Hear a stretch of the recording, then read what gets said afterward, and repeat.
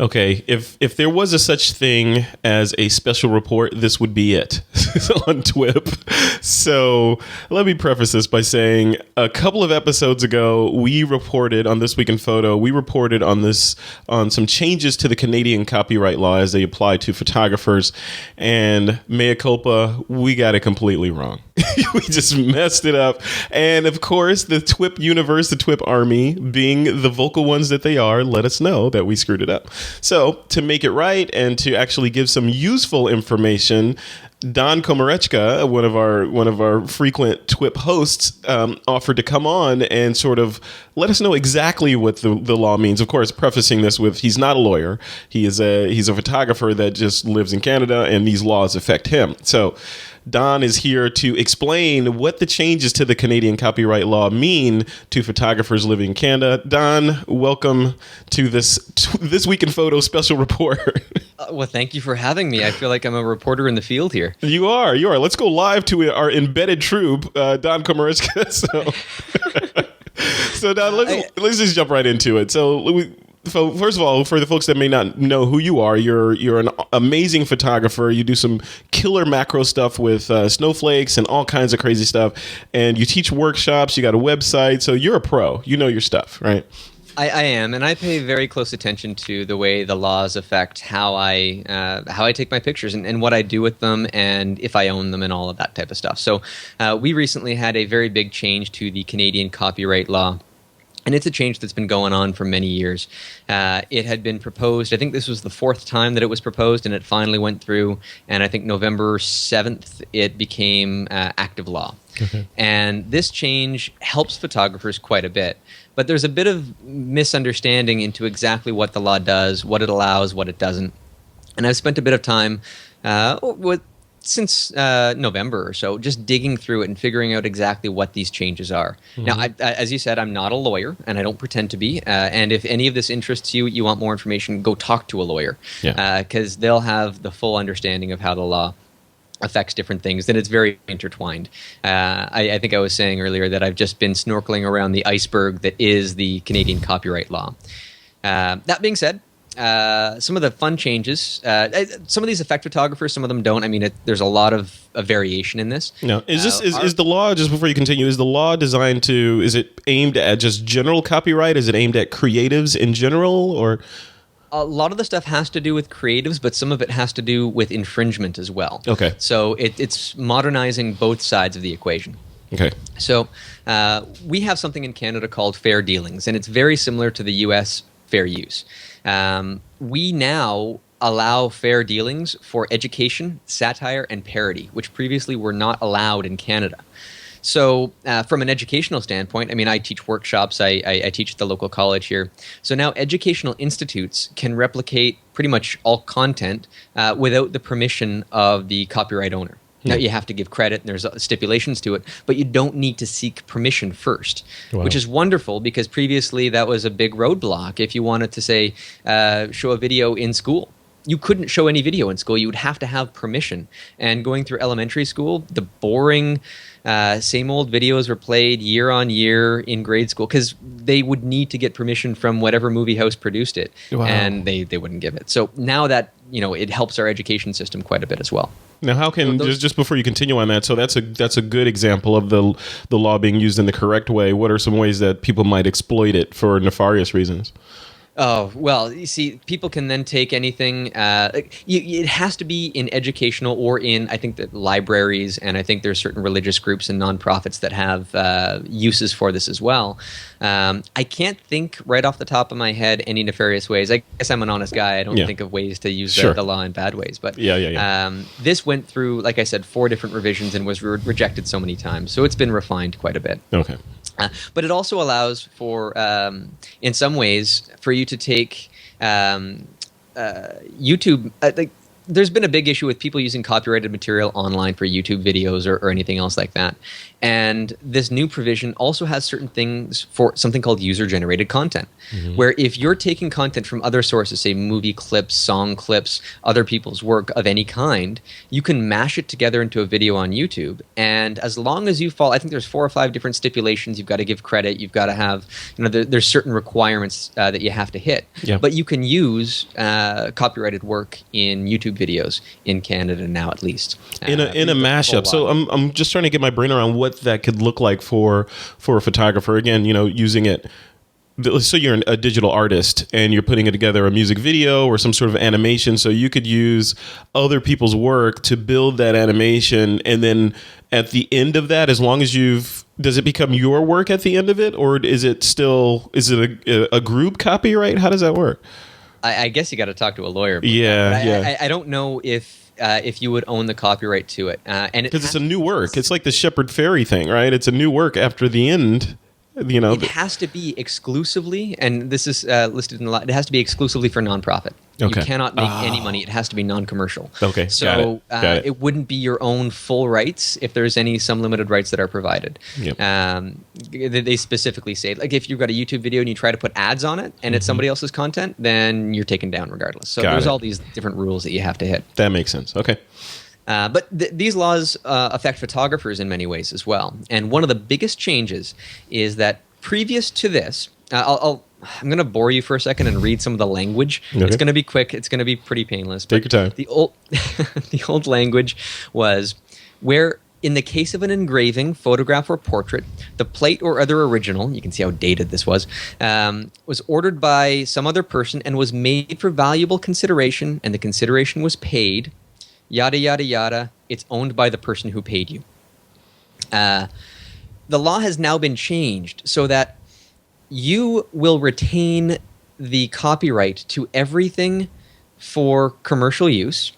But if, say, you're a wedding photographer and you do a shoot, bride and groom, you're hired, they pay you, all that stuff, they still have full use of all of their photographs for any non-commercial private purposes without contacting you whatsoever, unless you have a contract to the contrary. So, right. And all wedding photographers in Canada have always had that clause in their contracts, because otherwise they would never own the rights to their photographs. And Don, how would that work? I know you're not a lawyer, but how would that work if you're shooting a wedding and you hire a second shooter? Now, see, that gets interesting, because if you're hiring somebody, then they're working for you. Mm-hmm. You're not commissioning them to take pictures on your behalf. They're essentially an employee, right? And that follows under different laws, and you would then own the photographs. Okay, and just the same as if you're if you're taking pictures for the military, and the military sort of owns your work at that point. Yes, they do.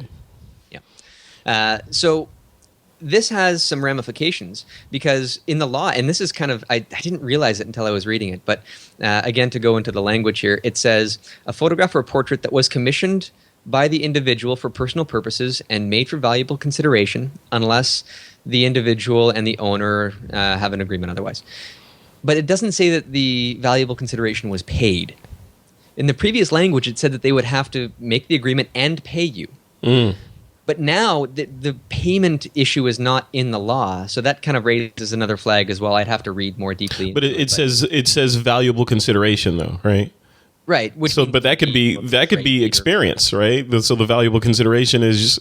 But it's whatever you agree upon, right? Right. But because this has to be a two-sided coin. Got it. But so there's also personal use for monetary gain. So, for example, if I were to go out and I was going to photograph somebody's artwork. Mm-hmm. I do some artwork reproduction work, and if somebody wants a photograph of their art because they want to make a copy of it, then it's personal use, but it's for monetary gain. Thereby, I own the rights to it unless the contract says otherwise. They can't use it to make money, in essence, unless our contract specifically says that. Okay. And then also, like if you're doing corporate or business, say you're doing work for a company, then the copyright stays with the photographer, again, unless there's writing that says that they own it. And generally they'd want that, but it's got to be in a contract. Okay. So now the photographers will have more rights, just without writing up complicated contracts and everything. personal use for personal, private clients, they still own the rights to everything that you photograph. And that's something that a lot of people were missing on. That's great. Wow. See, that's what we missed. All that is what we... There's more. There's more? Okay, keep going. More. So now in Canadian copyright law, there's stuff on watermarking. And they have provisions right now for what's called rights information or rights management information, which in essence, applying to photographers, it applies to other things too. But for photographers, it means a watermark. And the language specifically outlines that a watermark would be qualified for that. And there is sanctions. I guess they call it legal remedies. There's, whatever their technical terms are. But it means that you can claim significant damages if somebody takes your photograph and crops the watermark off or changes it and manipulates it in any way. I don't know if this is U.S. law, but now it's Canadian law, where if they manipulate your watermark, if they remove it entirely, then that's copyright infringement just by itself. And reposting it means that you can claim more, and your court case is stronger because of it. And specifically, they say in there, it's not, and this is new to Canadian law as well, it's if the person knows or should have known that the removal or alteration. So even if they didn't know that it's illegal, they're still in trouble. Okay. Which is new for Canada. So this is great stuff. Wow. So no more pleading ignorance, right? Yes, no more pleading ignorance, at least in this case. Okay. There's also some interesting stuff here, too, when it comes to registering copyrights. And in Canada, registering your copyrights is an extremely painful process, and it doesn't really do a lot of good. You have to register it image by image. It costs about $50 a pop, $60 if you want a little certificate. And for every single image? For every single image.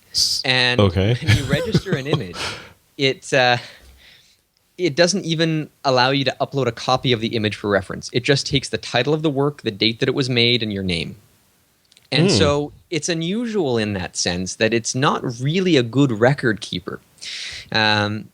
So in registering a copyright, it specifically says, because you have to, in order to sue or to do whatever you want to do in court, you've got to prove that you own the work. And it says that, a certificate of registration of copyright is evidence that the copyright subsists. And that's what you need. You need evidence that the copyright is there. But if you haven't registered the copyright, there's still some benefits here. Because if no grant has been registered, and I'm just reading some of the legalese here, but if no is at issue, no assignment of the copyright, the license granting, I'm just sort of reading it quickly here. Sure. But if a name purporting to be that of the author of the work is printed or otherwise indicated thereon in the usual manner, like a watermark, right? So if your name's on your picture, it can be used as as notice that the copyright subsists. That can be tampered with, of course. What if somebody takes your picture and puts their own watermark on it? There's also, but you have provisions to have that. And if you've got a raw file and the other person doesn't, all you have to do is prove that it's yours. And then you can take it to court and claim damages. You don't need to register to do that. And in Canada, you can claim damages, statutory damages, by the way this law is written, on pretty much anything without having it registered. And it specifically will say that a copyright owner may elect at any time before final judgment is rendered to recover, instead of damages and profits, an award of statutory damages. And so no copyright registration is necessary by the way that I'm interpreting it anyhow. And there's interesting stuff in here now. Previous to this new law, there was a sum not less of $500 and not more than $20,000 that would qualify for statutory damages. And now that is for commercial purposes. There's a new category in here for non-commercial purposes. So if an individual were to infringe on your copyrights, there's sums of not less than $100 and not more than $5,000. So for individuals, you can go after them for a less amount in statutory damages. And this is better for both sides, because previous everybody was lumped together and you could get statutory claims against an individual for $20,000. Wow. And now you can't. So it's benefiting both sides and making it easier for everybody, I think. And that's just, like I said, this is the tip of the iceberg. And I've spent a day digging through all these documents and pulling out my hair to make any sense of it. Wow. But at the end of the day, it's good for photographers. It's good for everybody else. It's good for education. And you own your work more often than you used to. Wonderful, wonderful. So then, just to close this off, so specifically in your world and things that you do, your workshops and your photography and, your magazine work, all that stuff, how do these laws directly impact Don Komarechka? Like I'd mentioned, I do some artwork reproduction photography, right. And there has to be a contract in place so that the person's paying me. I don't mind that they have the rights to use the stuff that they're paying me to photograph. I mean, that's legitimate, and they just need to have a contract in that. Yeah. I'm not a portrait photographer or a wedding photographer, so those contracts and those laws didn't really affect me too much. But I do the occasional bit of product photography or commercial real estate photography. And previous to this, if I didn't have a contract with that person, then I didn't own any of the pictures. I couldn't put them in my portfolio. I couldn't do anything for any use. Right. And now I own the rights and they own limited rights. So unless they need a contract and all that type of stuff. So there's an impact there. For me, I don't register my copyrights for a lot of my pictures, at least not with the Canadian Copyright Office, because as I explained, it's expensive and it's $50. Yeah, per picture.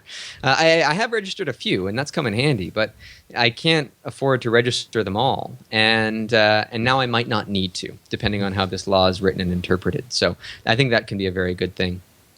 It also allows me as a workshop teacher to use other people's photographs as examples in my presentations, giving them full credit and giving credit where credit is due. But I can improve my teaching abilities by showing great examples of photographs that I might not ever be in the position to take, and I might not be able to contact whoever the photographer was, if the photographer's maybe passed away and whoever's holding their estate isn't answering emails and all that kind of stuff. So I can use it with credit, and away I go. I'm off to the races. That's great. Well, good. Overall, it sounds like a monumental and overall a good move. I'm excited to see what happens out of this. We'll keep an eye on this and check back in with you over the next couple of years and see if you're like, oh, this is horrible. I don't think that'll be the case. I do plan on sitting down with an actual lawyer and talking about all this stuff, though, just so that I get my head straight on it. And anybody else considering to look into this deeply should probably do the same. But in essence, it helps photographers and it helps everybody. So you should be happy with it. Love it. All right, Don Komarechka, thank you for this special report on Canadian copyright law. And I'll see you on TWIP again. You're coming on again soon, I think. All right, I hope so. We'll see you there. All right, thanks, Don. All right.